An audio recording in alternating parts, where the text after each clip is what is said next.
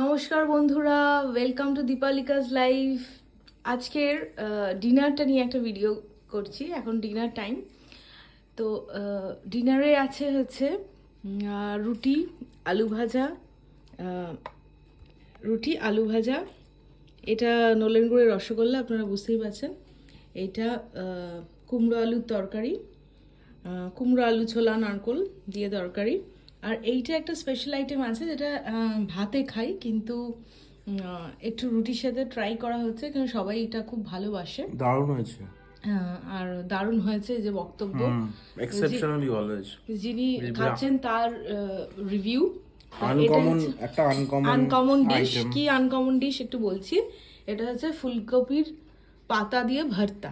মানে ফুলকপির পাতাটাকে ভাপিয়ে নিয়ে সেটাকে কাঁচা লঙ্কা, কালো জিরে, তারপরে রসুন ইত্যাদি দিয়ে মিক্সিতে পেস্ট করা হয়েছে, কেউ শিলেও বাটতে পারে। তারপরে আবার কড়াই নেড়ে নিয়ে নুন চিনি ইত্যাদি দিয়ে, হলুদ দিয়ে, সব দিয়ে নেড়ে নিয়ে এভাবে শুকনো ড্রাই একটা ভর্তা বানানো হয়েছে।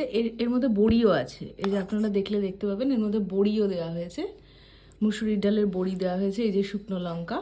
তো এবার টেস্ট কেমন হয়েছে এই আইটেমটা, এটা আমি প্রথমবার ট্রাই করলাম। কেমন টেস্ট হয়েছে বলো? দারুণ হয়েছে।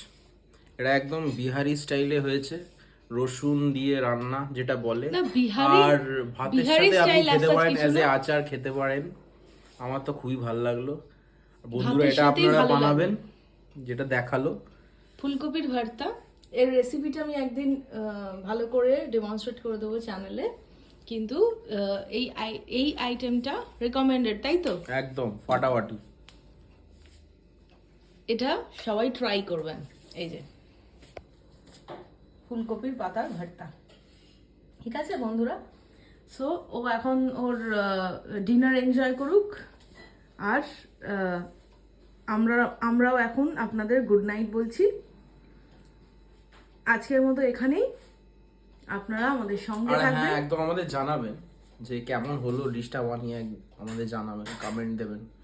আর please like, share and subscribe করবেন, যাতে আমরা আরও ভালো ভালো নতুন নতুন ডিশ দিতে পারি আর এগিয়ে যেতে পারি। নতুন নতুন ভিডিওস করতে পারি। ধন্যবাদ।